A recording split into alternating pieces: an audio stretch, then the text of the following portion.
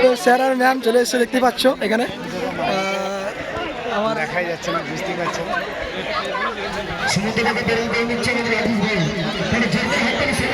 Hello বন্ধুরা, সবাই কেমন আছো? আশা করছি ভালো আছো।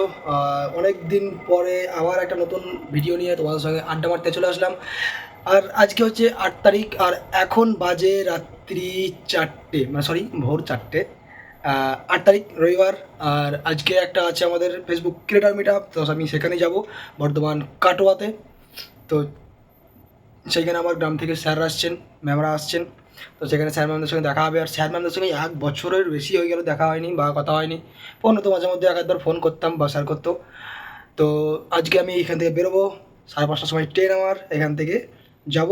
তো যাওয়ার আগে এখান থেকে তো কিছু পাবো না আমি, তো এখন একটা আমি র্যাপিডো বুক করবো। র্যাপিডো বুক করে যাবো রেলওয়ে স্টেশন, রেলওয়ে থেকে ট্রেন ধরবো 5:30টায়।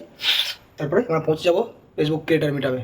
তো তোমরা ভিডিওটা পুরো ওয়াচিং করো, দেখতে থাকো ফেসবুক ক্রিয়েটার মিট আপ, কতটা এনজয় করছি, কীরকম মিট আপটা হচ্ছে, সমস্ত কিছু দেখাবো।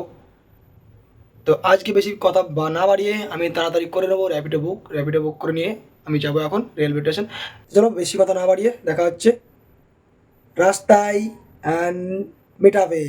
চলো আমি এখন করে নেবো র্যাপিডো বুক। চলো তো বন্ধুরা, দেখো আমি চলে এসেছি র্যাপিডো, ওই জায়গাটা চলে এসেছি র্যাপিডো। আর র্যাপিডোতে চাপার সময় এত জোর হাওয়া দিচ্ছিল, শুধু হাওয়া, আমার ভয়েস কিছু শুনতে পাওয়া যায়নি। তাই আমি পরে ডাবিং করছি। আর ডাবিংটা জানি আমার লিপসিংয়ের সঙ্গে অ্যাডজাস্ট হবে না, কিন্তু কিছু করার নেই বন্ধুরা, সরি তাই জন্য। এরকম আমি এখন র্যাপিডো যাচ্ছি, স্টেশন জংশন যাবো, জংশন থেকে ট্রেন ধরে সোজা যাবো একদম মিট আপে। আর এই ভিডিওটা আমি একটু কেটে কেটে করবো, তার কারণ অনেকদিন পর ভিডিও বানাচ্ছি।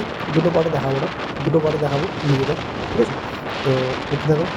সামনে আমার দক্ষিণেশ্বরের ব্রিজ, তাই আমি চলে এসেছি দক্ষিণেশ্বরের ব্রিজ।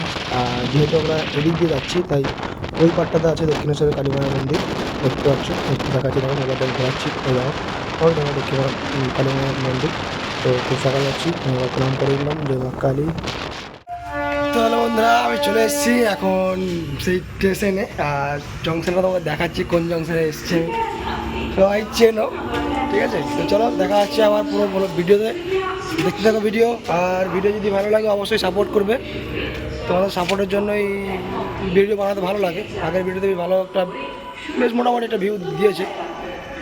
তো চলো দেখাচ্ছি তোমাদের কোন স্টেশনে আমি এসেছি এখন। এই জংশন, এটা হচ্ছে বালি জংশন থেকে ট্রেন ধরবো, 3 নম্বর প্ল্যাটফর্মে আসবে আমার ট্রেন। তো চলো 3 নম্বরে দেখা হচ্ছে, যাই তোমার সাথে 3 নম্বরে।